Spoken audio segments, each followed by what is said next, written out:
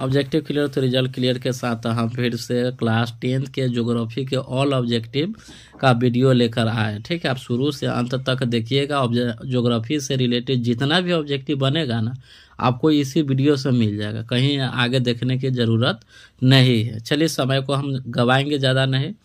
संसाधन होते नहीं बनते, यह कथन किसका है? तो जिम्मरमैन का। ठीक है, याद रखिएगा। गुजरात के भुज में किसका उत्पादन होता है? तो गुजरात के भुज में सौर ऊर्जा का उत्पादन होता है। किसका उत्पादन होता है?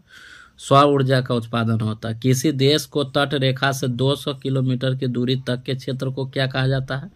तो अपवर्जक आर्थिक क्षेत्र कहा जाता है। क्वेश्चन पूछेगा, किसी देश की तट रेखा से कितने किलोमीटर के दूरी तक के क्षेत्र को अपवर्जक आर्थिक क्षेत्र कहा जाता है? तो 200 किलोमीटर तक के क्षेत्र को।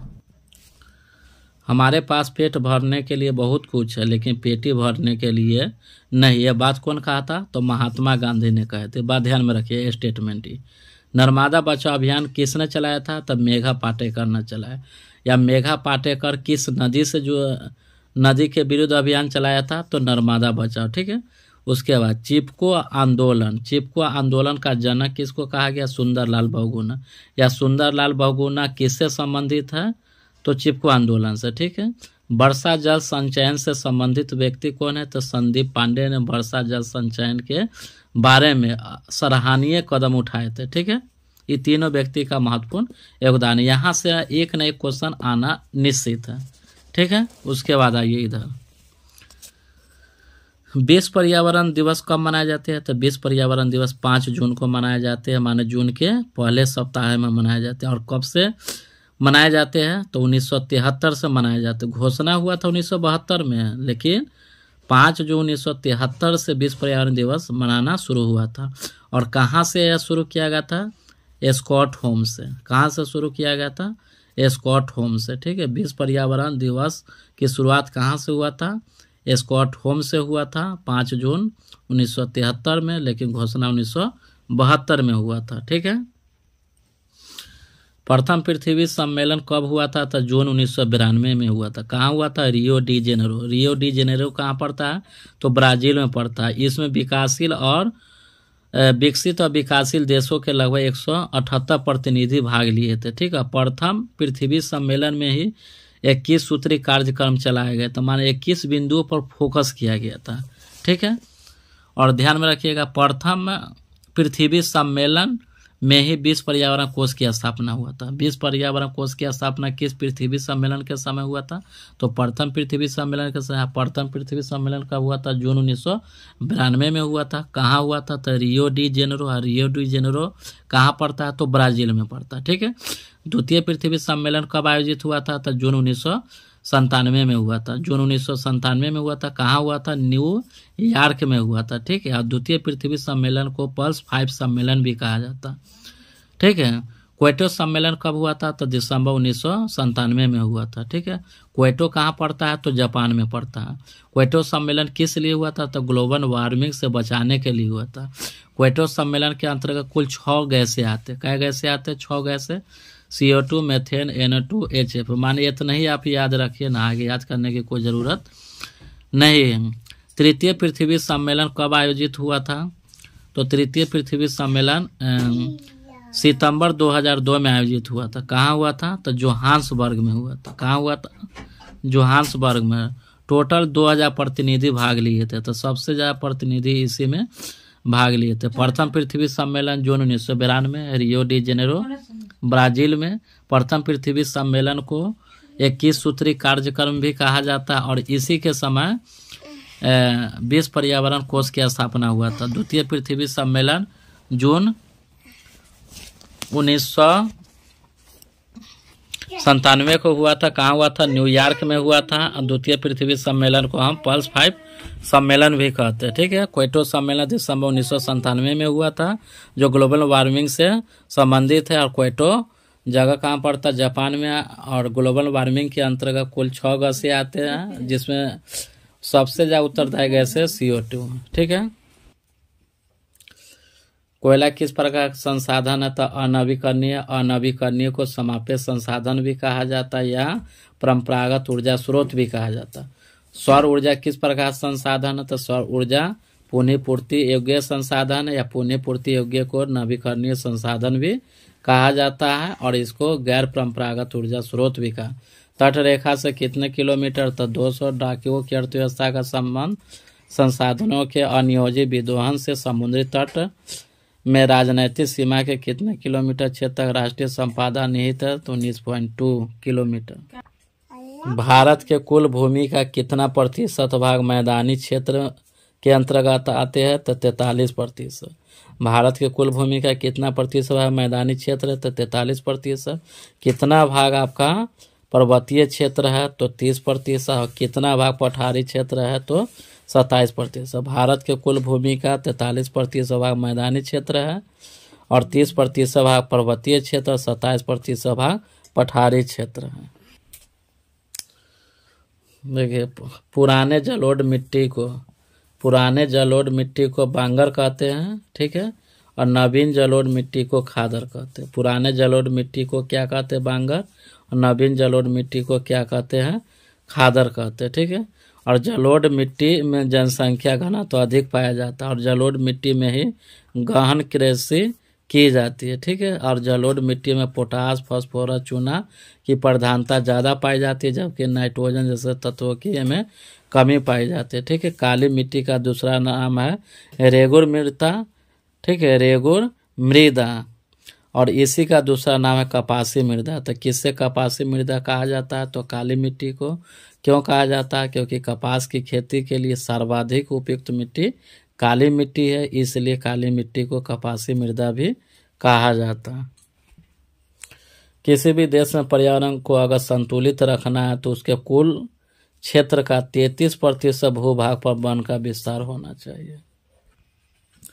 पंजाब में भूमि निम्नीकरण का मुख्य कारण क्या था? अधिक सिंचाई। सोपानी कृषि किस राज्य में प्रचलित है? तो उत्तराखंड में।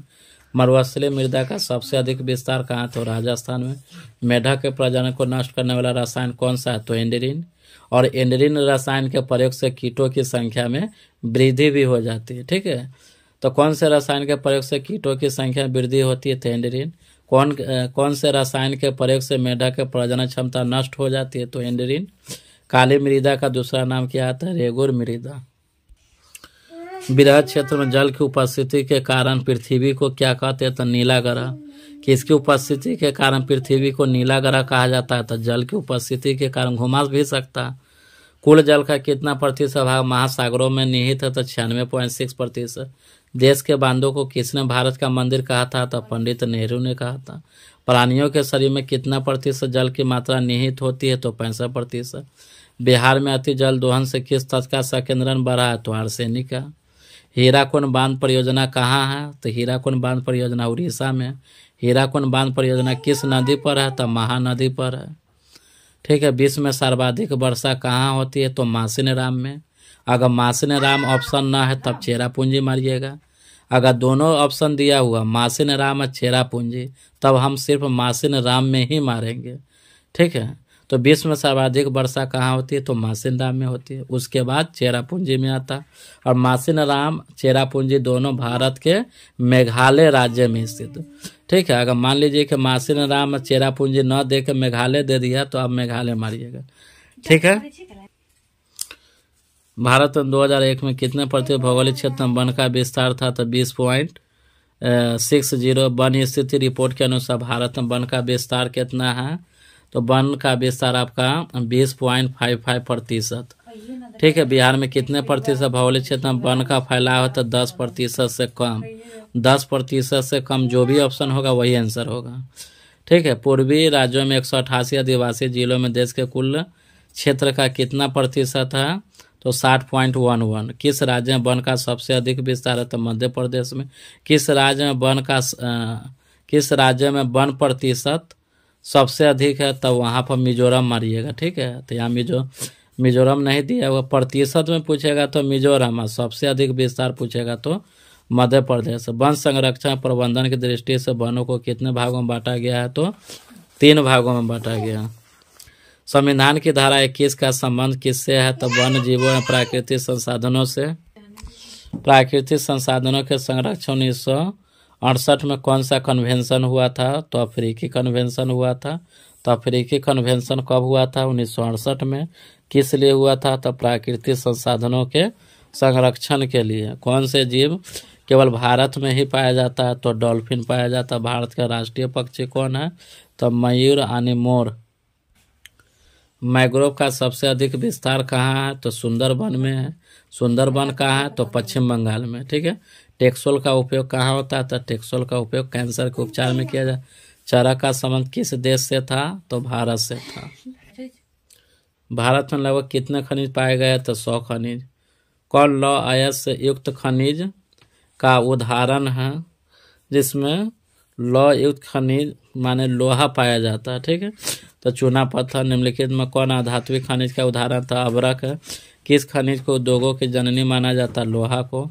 लौह अयस्क का प्रकार एक प्रकार है तो हेमेटाइट है। कौन भारत का सबसे बड़ा लौह उत्पादक राज्य है? तो लौह उत्पादक राज्य आपका कर्नाटक होगा। छत्तीसगढ़ भारत का कितना प्रतिशत लौह अयस्क का उत्पादन करता है? तो 20%। मैग्नीज उत्पादन भारत का विश्व में कौन सा स्थान है? तो मैग्नीज उत्पादन में विश्व में तीसरा स्थान है। ठीक है। मैग्नीज उत्पादन भारत का विश्व में कौन सा स्थान है? तो तीसरा स्थान है। 1 टन इस्पात बनाने में कितना मैग्नीज का उपयोग होता है? तो 10 kg। उड़ीसा किस खनिज का सबसे बड़ा उत्पादक है? तो मैग्नीज का। एल्युमिनियम बनाने के लिए किस खनिज की आवश्यकता पड़ती है? तो बॉक्साइट की। तांबे देश में तांबे का कुल भंडार कितना है? 125 करोड़। बिहार झारखंड में देश का कितना प्रतिशत अभ्रक का उत्पादन होता है? 80%। सीमेंट उद्योग का सबसे प्रमुख कच्चा माल क्या है? तो चूना पत्थर। किस राज्य में खनिज तेल का विशाल भंडार है? तो असम। असम के कहाँ? तो डिगबोई। डिगबोई कौन से राज्य में है? तो असम। भारत के किस स्थान पर पहला परमाणु ऊर्जा केंद्र स्थापित किया गया? तारापुर। तारापुर कहाँ? तो महाराष्ट्र में। कौन सा ऊर्जा स्रोत अनवीकरणीय है? तो कोयला।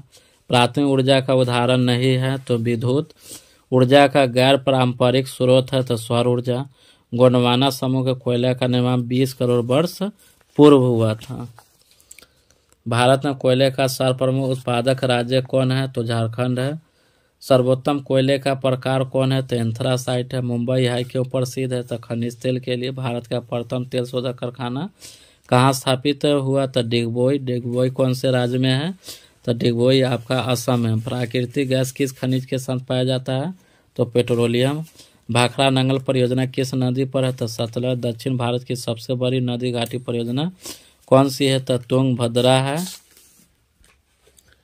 ताप विद्युत केंद्र का उदाहरण है? तो बरौनी है। यूरेनियम का प्रमुख उत्पादक स्थल क्या है? तो जादूगोरा है। ठीक है। जो कि झारखंड में पड़ता है जादूगोरा। और जादूगोरा किस लिए प्रसिद्ध है? तो यूरेनियम के लिए। एशिया का सब